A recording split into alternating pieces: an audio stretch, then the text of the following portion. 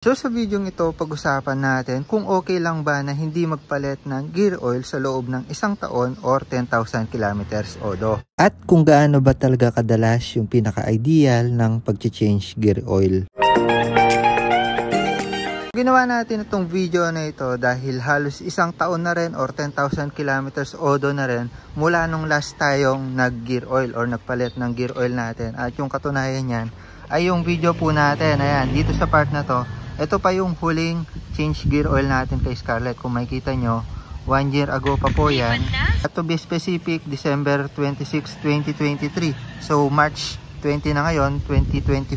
So mahigit isang taon, 1 year and 3 months kung di ako nagkakamali. Correction lang po, meron pa po tayong isang video dito kung saan nag gear oil pala tayo. So 1 year ago rin po siya. Petsa po nito is February 24, 2024. Naman po sa odo, makikita natin dito sa isang video, makikita natin na nasa 12,600 kilometers pa lang yung total odo ni Scarlett. So ngayon, kung titignan po natin dito sa ating mga motor, currently, ngayong March 20, nasa 22,278.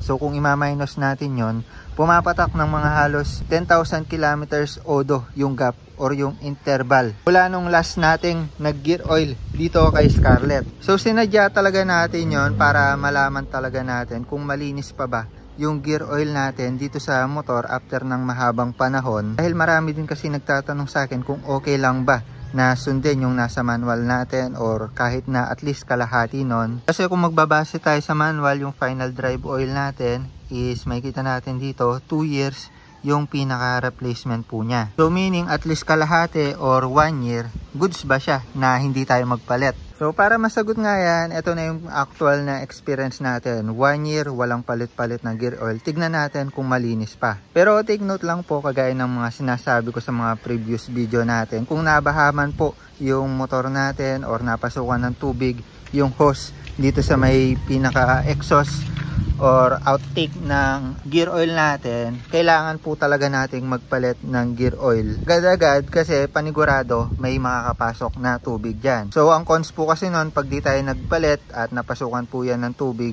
magmumukhang gatas po yan or parang milk tea at masisira na po yung mga gearings natin dito dahil hindi na po maganda yung friction, kumbaga may halo na pong tubig yung dumadaloy na oil. Kung in case man na wala namang naging aberya, hindi tayo nababaha, hindi napapasukan ng tubig, okay lang ba? So syempre, para makita natin, buksan natin yung drain bolt nitong gear oil natin after ng isang taon.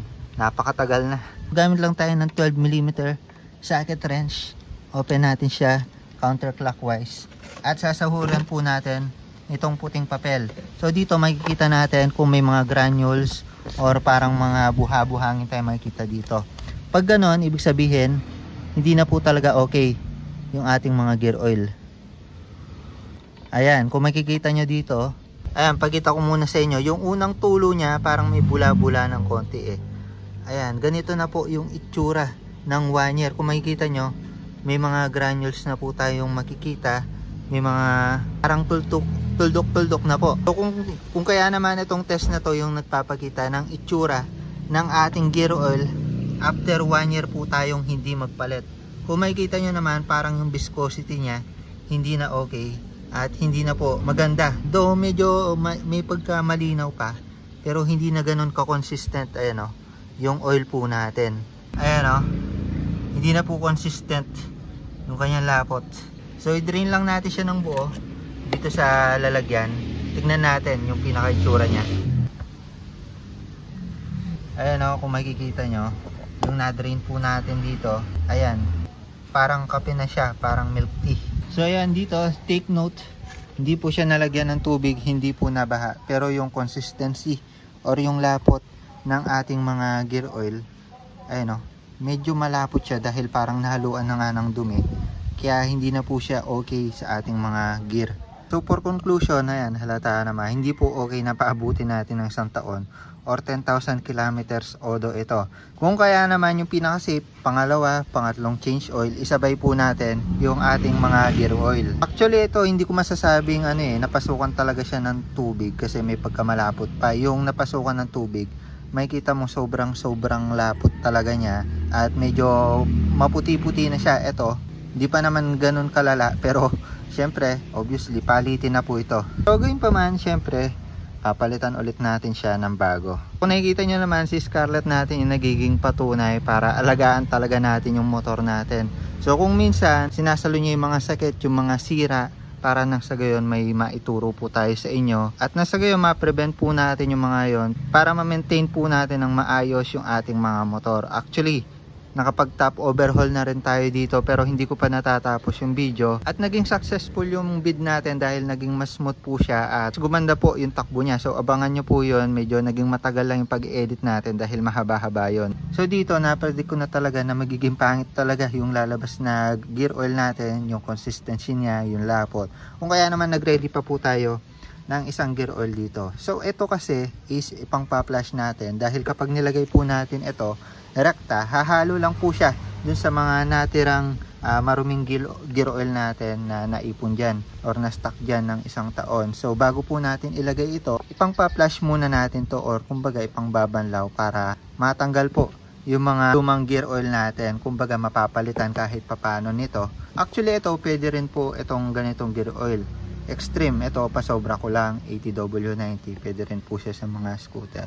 Pero yun nga, pang flash lang muna natin. So, sasalin po natin siya dito sa lumang lalagyan ng gear oil po natin para maipasok po natin siya dito kasi walang nguso ito eh. So, ito yung dapat nyong malaman kung sakali mang ganun rin yung scenario sa inyo. Naging milk tea na, naging gatas na po yung mga inyong gear oil na pasukan ng tubig. Pag ganyan po yung lumabas, wag po kayo maglalagay agad rekta ng bagong gear oil. Bili muna kayo pang flash. Siguro bili kayo dalawang ganitong pakete. Ito kasi medyo naiba lang, pasobra ko lang to. Pero mas okay, bili kayong dalawang gear oil, tapos yung isa pang flash nyo lang. Pagkatapos nun, maglalagay na kayo ng para pang stock talaga sa loob. So yun yung scenario na pwedeng gawin natin pag nabaha or napasukan ng tubig yung ating mga motor. Ayan, ito kung makikita nyo, linaw-linaw oh, ng bago. So ayan, medyo marumi lang yung labas, pero yung loob, nalinis ko na po itong container. Takpan lang natin yung drain bolt po natin. Tapos open po natin tong intake. Ito siya, mas maikli. Tapos lagyan po natin itong pang flash natin.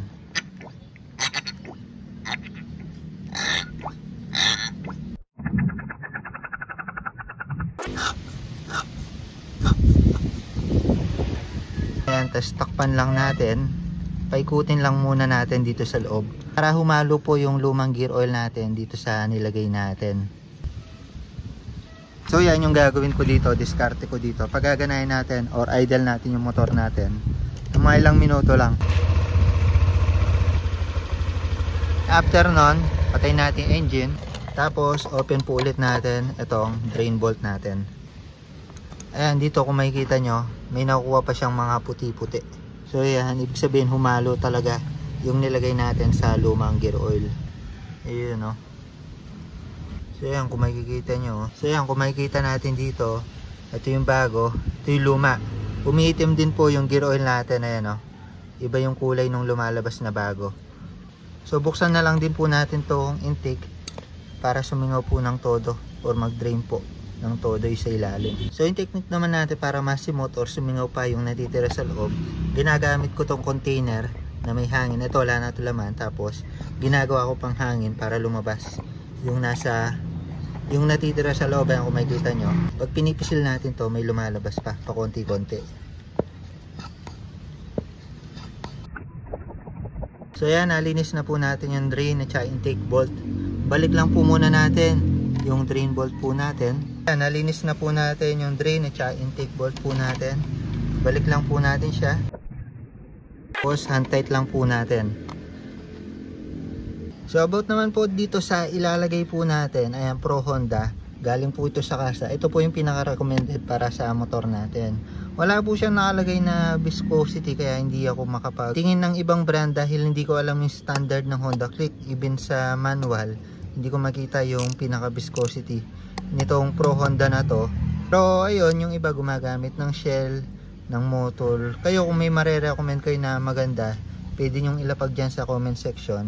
Pero as of now, dito sa gear oil natin kasi, para sa akin ito yung pinaka okay gamitin. Sa engine oil, marami tayong classification eh. Marami tayong pwedeng pagpilian. Pero dito sa gear oil, Ito yung pinaka standard. So tinanggal ko lang yung tip niya, pinuto lang natin para maipasok. About sa dami ng ilalagay, nakasulat naman sa manual niyan 120. Huwag kayong maniniwala na kailangan 2 container ng gear oil yung ilalagay. Nasa standard po yan, nasa manual po natin 120 ml. May nabibili yung mga nakapakete more than 120 yun, tansyain nyo na lang basta yung ilalagay nyo 120 ml. Take note, sa Honda Click po ito 125, 150, 160. Ewan ko lang kung sa ibang motor kung gaano karami yung kailangan. So yan, lagay lang natin, pisil-pisilin lang natin siya hanggang sa maubos itong buong laman nito. Yung iba naman sinasabi hanggang lumuha po siya or hanggang mapuno, no? Pero yun yung pinaka standard po, para may reference kayo, 120 ml lang talaga. May nagsasabi na iba na may nabibili daw ng fake nito, pero nag-search ako online kung ano yung fake. Hindi ko ma-search. Kayo kung alam nyo yung fake nito, lagay nyo lang sa comment section. Pero para maka-sure kayo na genuine yung mabili nyo, sa kasa na kayo bumili. Sa online medyo mahirap din eh. Ito nabili ko sa kasa, nakakalimutan ko lang kung magkano.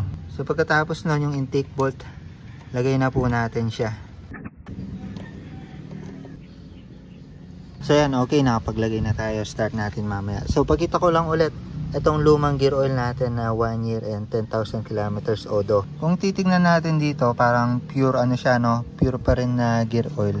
Pero iba na yung lapot at iba na yung kulay. Nahaluan naman ng tubig yan. Sobrang puti na po niyan. Ito medyo grayish lang siya. So yung pinaka moral po natin dito na may i-share ko po sa inyo. Nasabi ng manual natin na 2 years yung pagre-replace. Tapos sinati pa natin yon, ginawa nating 1 year. Hindi pa rin sumapat para mapanatili yung consistency ng ating mga gear oil. Kasi kung titignan nyo yung change oil natin, 6K odo yung nasa manual natin, tsaka nakalagay sa sticker ng motor, diba? Pero ginawa natin, parang yung 1/4 pa nun yung kinuha natin, 1/4 ng 6,000, nasa 1,500, diba? Kinuha natin yung 1/4 para maging basihan kung kailan tayo mag-change oil, kasi hindi pwedeng 6,000 odo, sobrang dumi na nun. Kinuha natin yung 1/4 which is 1,500, which is okay, medyo malinis pa, at saka ma-maintain talaga natin malinis yung engine oil natin sa loob. So sa gear oil, kung 2 years po yung nasa manual po natin, kukunin po natin yung 1/4 nun, lumalabas na 6 months. So sa 6 months na yon, palagay ko yung average na motor is nakakapagpa-change oil ng mga sabihin na nating 3 hanggang 5 change oil. Depende na po yan kung saan ginagamit yung motor, kung madalas gamitin. Pero sabihin na lang nating 3 change oil or nakakatatlong change oil tayo sa loob ng 6 months, pwede po natin maging basihan yon para magpalit na rin ng gear oil every 2 or pangatlong change oil, isabay na po natin yung ating mga pag-gear oil. So yun, start lang natin siya para umikot po yung ating mga gear oil dito sa ating mga motor. So yun lang muna para sa video na ito. The more click, the more you know, change gear oil sa ating mga motor. Bye bye.